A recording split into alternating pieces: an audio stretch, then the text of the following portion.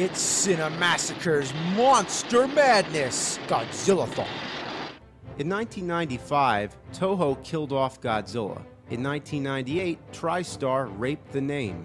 But then, in what seemed like retaliation, Toho countered back with a new movie that was basically what the American version should have been. It was like a can of air refresher after someone took a nasty shit. It was the first Godzilla movie to be released theatrically in the US since 1985.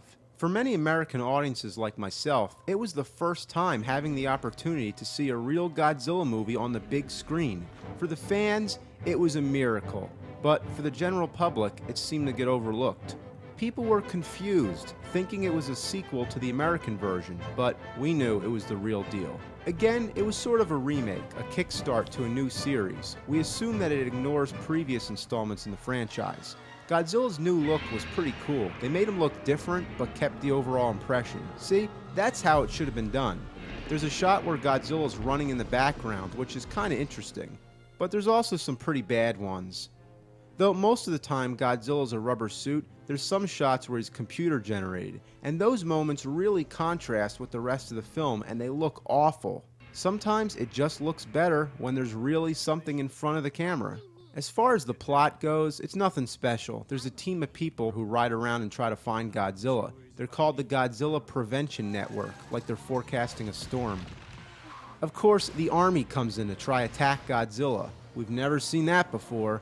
As redundant as that is, it's like a tradition. You gotta have the army scenes. But what makes the movie so great is Godzilla's opponent. To begin with, it was a surprise because going into the movie, we didn't really expect him to fight another monster this time, because with remakes, Godzilla's always been solo. But this monster doesn't even reveal itself until the end of the movie. It starts as a UFO, which looks like a flying whale turd. In the final fight, the UFO extracts Godzilla's DNA and then morphs into the monster we call Orga. Orga is one of the most unique of his enemies to date. Probably the last new enemy of Godzilla that was actually pretty cool. He's so big, he's actually able to swallow Godzilla, or at least partially devour him like a snake eating a rat. But uh-oh, that was a bad idea. Oh! Good stuff. Nothing more or less than what you'd expect, but it was just a nice treat to be able to see Godzilla in the theater in the year 2000 and have such a quick reparation from the disaster of 2 years ago.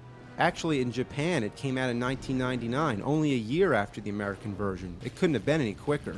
Unfortunately, it was the last Godzilla movie to be released theatrically here in the US, but it was great to know that Toho was making them again year after year, and eventually, they all came to DVD.